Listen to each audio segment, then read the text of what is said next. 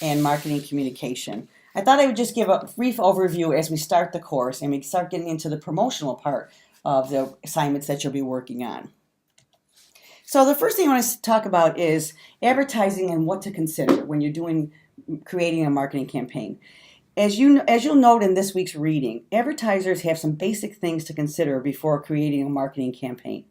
They have to look at what is the purpose, who's the audience, the intended audience, how will the campaign be used in all media forms, or what we call omnimedia or multimedia. What's the deadline and what is the budget? Those are pretty big when you're doing this for work.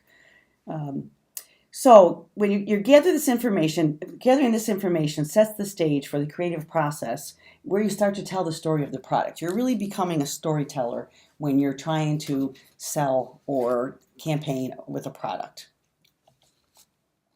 So now for writing for advertising. When you're writing for advertising, the most important step, as I mentioned, is research. You have to know your audience, the product, the company, in order to create an effective marketing campaign. After researching, the writing begins with developing a creative concept proposal. Now, this can be done working individually or as a team, depending on where you are. And this is where you get creative. This is where you get your creative juices flowing, when you have that time, when you know what you want to do, and you just get your ideas out there. But so something's a little different with writing for radio and television. It's different than writing for like an academic paper or in school. It's different in the sense that when you write television and radio scripts, sentences are usually shorter, the words are easy to say, and they have a narrative tone. It sounds like someone's speaking to you. Where if you read like an academic paper, it's much more stilted in a sense, longer run-on sentences. You have no run-on sentences, and you should be able to read the words clearly when you write radio or television or anything that is verbal. So let's talk a little bit about omnimedia or multimedia marketing. And that's making your message across all media. That's what that means. So now I just want you to think for a minute. Think about a product or the advertising you've seen that, or heard or interacted with. Some are very interactive that really caught your attention. When you think about it, what was unique about the advertisement? What communication form did it take? Did the advertiser use? Did they use television, web streaming? Was it radio? Was it print? Was it electronic in a different way or interactive? So think about one that caught you, and then ponder a little bit about what you think may have been what caught your attention.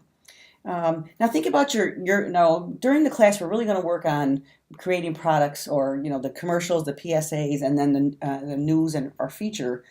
Thinking about your own demographic, your own age group, I'd say age group and everything else that's included in that. What are you interested in? What kind of advertising reaches you?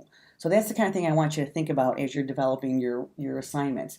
So there, you can use the web, you can use television. There's services. Some of the services don't have commercials, but like Hulu does. There's radio, there's podcasts, there's newspapers. They're either online or they're print, depending on your format. Brochures still happen, email still happens, and direct mail is still a big thing in marketing. So the goal of a good marketing plan takes into consideration the way the audience gathers that information. So you look at all these things and, where do they go for their information? And the research shows that an effective plan should be designed to present a message that you can use the same material across the market. So if you write a good television spot and you write it so that the words could stand out alone, that you can't always do this. You can use that sound for radio. You can use the audio for radio. You'll find sometimes they'll do that. Some are very visual and you can't, but there are times when you can reuse things. You can use logos, different things like that are reusable. Okay. So there's three stages to successful marketing. First of all, you're going to conduct research. So advertisers, you have to find out, who their audience is. So they either have in-house marketing research or they'll hire a separate company to find out more about their audience and their views on their product. Some of the research could be, online paper surveys, focus groups, product reviews. Sometimes they'll send you a product and have you try it out. And they also compare what other businesses are doing and see how they're reaching their audience. They want to know their competition. And through another thing they do is marketing trends. What's new? I mean, a lot of ways people are online an awful lot. So what are they using to drive marketing? Can we use Twitter? Can we use Facebook? Can we use some of the other things that are newer too? I mean, every day there's something new. So even as I say, there's this new media out there. Okay, from the research, the marketing team goes on to the creative mode to develop, start to develop. Smart marketing tools look at using audio, visuals, and graphic logos that are memorable and spark interest in an audience, but they also can be used across different media. So here's some examples of some recognized slogans and images. Businesses, not-for-profit, higher education, everybody has to market. And these are just some of the areas. They market because they're trying to get an audience. There's a reason they want people to come. So one of the most critical elements is creating that multimedia campaign. Now this involves using all the visuals, all the images, things we talked about earlier, print, visual, electronic, and personal and interactive. And it has a consistent message across all of it. If you see, for example, if you see Target, they have that Target. All you have to do is see the Target, not even the word, and it's the company because they've branded themselves with that. And there can be slogans, as as we talk about slogans that go with this, a slogan or a logo, something that brands it. The Nike check mark there, the Nike check mark here, that's pretty recognizable to everybody, like I said, along with the Target.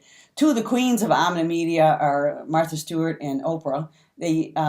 Martha Stewart uses the same pictures in her books, her magazines, her television show. She reuses many things. And Oprah also has branded herself by across media, even having her own TV station. So they reuse a lot of things, and it's smart in that way. Okay, so we want to talk about creating a marketing campaign. So what you really want to do is you want to consider your audience. And you can get information. You can get information on demographics, online. And there's research on every year on who's watching what in your local area. So you need to understand your audience preferences. Who's doing what? Who's watching television, newspaper, radio? You have to know that before you begin designing any kind of advertising marketing campaign. So you may want to think about what audience watches traditional television versus a streaming service, or who would read the paper online versus reading it, delivered to their home in paper. So you might want to think about all that. You do have to think about all that. And the same thing when it comes with radio. Here's an example of it broken down by who listens to radio and age bracket.